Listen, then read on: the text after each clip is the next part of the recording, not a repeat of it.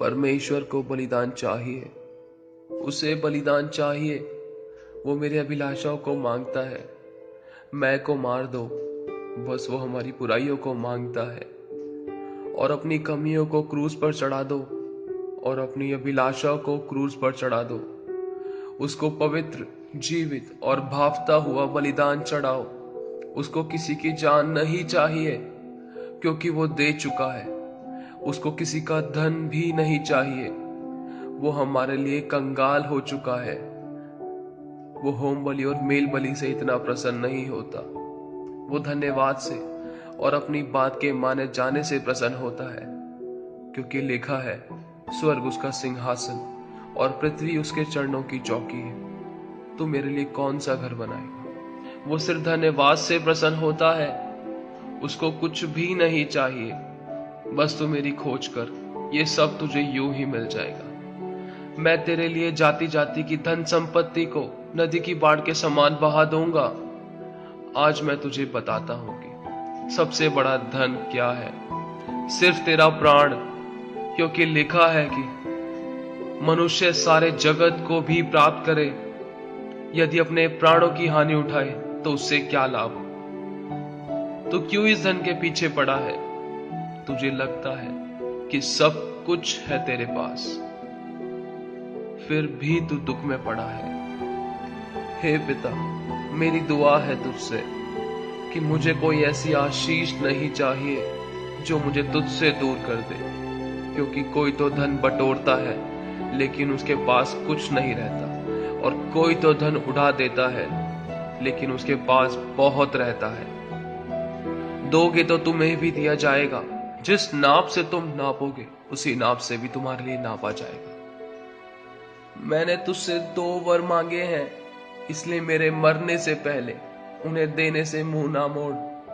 व्यर्थ और झूठी बातें मुझसे दूर रख। मुझे ना तो निर्धन कर और ना धनी बना। प्रतिदिन की रोटी मुझे खिलाया कर।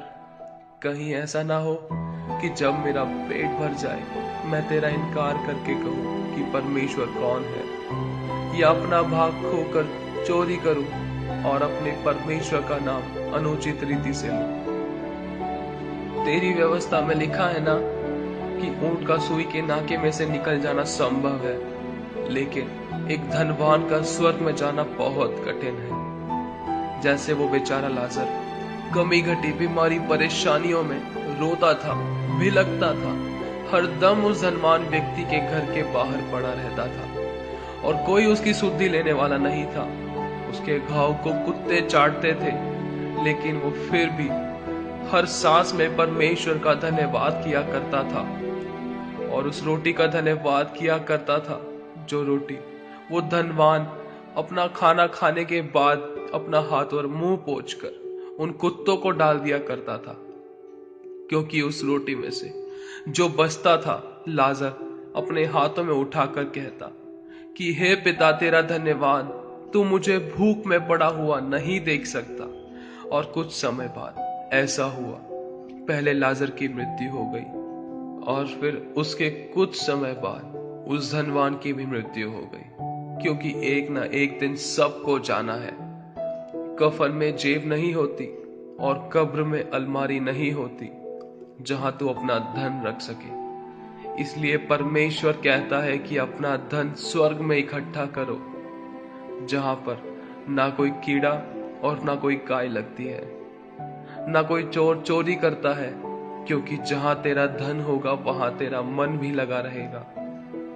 सुन, धन तो शैतान भी देता है, जिसमें दुख मिला हुआ होता है, जो कहीं ना कहीं कमी घटे बीमारी परेशानियों में निकल जाता है।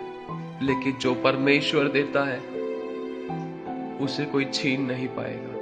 और जब उस धनवान व्यक्ति ने अपना शरीर छोड़ा, जब उसकी आंख खुली, तो उसने अपने आप को कभी ना बुझने वाली आग में पाया, जहां पर हरदम चीखना, चिल्लाना, रोना, पीटना और दांतों का पीसना है।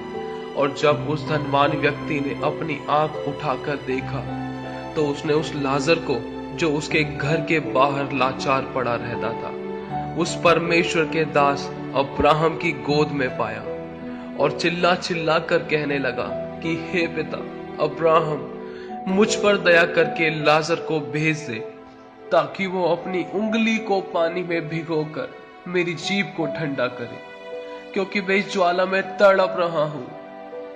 तो अब्राहम ने कहा कि तू उन सभी अच्छी वस्तुओं को ले चुका है, वैसे ही लाजर भी उन बुरी वस्तुओं को ले चुका है। और हाँ, अब इन बातों से कोई फायदा नहीं है, क्योंकि हमारे बीच की दूरी का अंतर है। कोई यहां से उस पार जाना चाहे तो जा ना सकेगा, ना ही वहां से कोई यहां आ सकेगा। तो हे पिता, मैं तुझसे विनती करता हूं कि लाजर को वहां मेरे पिता के घर भेज दे, क्योंकि मेरे 5 भाई भी हैं।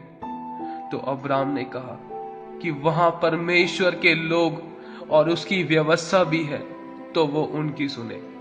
तो उस धनवान ने कहा, नहीं हे पिता अब्राहम, यदि कोई मरे हुओं में से जी उठ के उनके पास जाए तो वो मन फिराएंगे।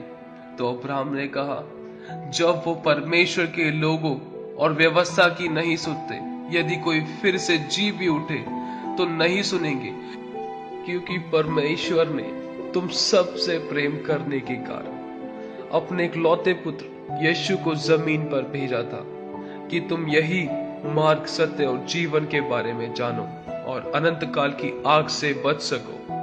लेकिन क्या किया तुमने उसके इकलौते बेटे का? उसे मारा कूटा, उसके मुंह पर थूका, उसके हाथ पैरों में कीले गाड़कर सूली पर लटका दिया और उसका तमाशा बना दिया। फिर भी उस बेटे के मुंह से यही निकला कि हे पिता, इन्हें क्षमा कर, ये नहीं जानते ये क्या कर रहे हैं।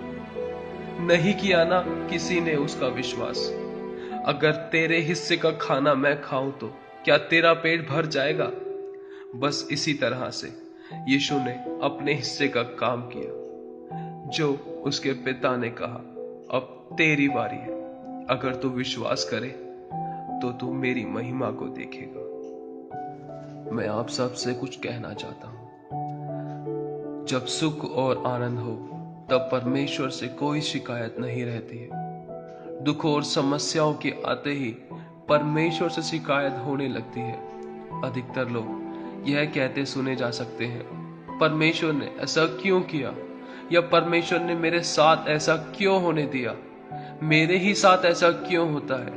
कुछ और भी शिकायतें रहती हैं, जैसे कि परमेश्वर मुझसे नाराज है, वो मेरी प्रार्थनाओं का उत्तर नहीं देता, या उसने मुझे छोड़ दिया है। अहम सवाल तो यह है, क्या आपकी सोच सही है? क्या आप परमेश्वर के बारे में सही क्यास लगा सकते हैं? परमेश्वर को गहराई से समझना बहुत जरूरी है। ज्यादातर लोगों ने परमेश्वर या शैतान को अपना निशाना बना रखा है। यदि आपको ऐसा लगता है, इसका मतलब यह नहीं है कि हकीकत में ऐसा ही है। भजन संहिता 31:22 में लिखा है, मैंने तो घबरा कर कहा था कि मैं यहोवा परमेश्वर की दृष्टि से दूर हो गया हूं। तो भी जब मैंने दोहाई दी, तब तूने मेरी गिड़गिड़ाहट को सुन लिया। हम भी बहुत बार या तो अपने या अपने परमेश्वर के बारे में कोई धारणा बना लेते हैं। आप परमेश्वर के बारे में जो सोच रहे हैं, जरूरी नहीं है कि वो सही ही हो। ईश्वर इंसान नहीं जिसके बारे में हम कोई धारणा बना सके। आपके सोचने से वो वैसा नहीं हो जाता।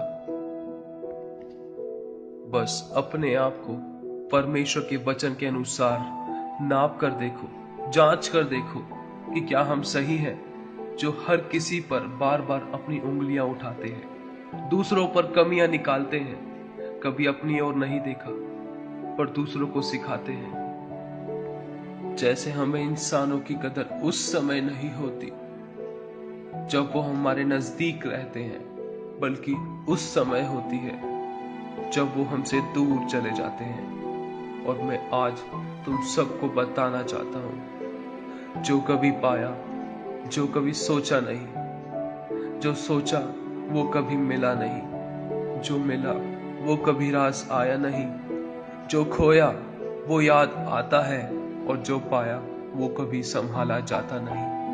अजीब सी पहेली है ये जिंदगी, जिसे कोई सुलझा पाता नहीं। मैंने तेरी जिंदगी की चाबी तेरे हाथों में दे दी है, चुनाव भी तेरा ही है। बंधे हुए हैं हाथ मेरे, अगर तुझे विश्वास है कि कोई है इस दुनिया में तुझे बचाने वाला, तो पुकार ले तू आज। मैं तेरा बल हूँ, संकट के समय तुरंत मिलने वाला सहायक हूँ। बस तू मेरे दाहिने ओर बैठ, जब तक कि मैं तेरे शत्रुओं को तेरे पैरों की चौकी ना कर दूं। और हाँ, बस तू मुझे पुकार, तो जीवन भर तेरे आगे कोई टिक नहीं पाएगा। आत्मनिर्भर होना जरूरी है, मगर तुझ पर निर्भर रहना उससे भी ज्यादा जरूरी है, क्योंकि तू आसमान के झरोखे खोलकर आशीष देता है। और योजना बनाना अच्छा है, मगर योजना ऐसी ना हो जो तुझे मुझसे दूर कर दे।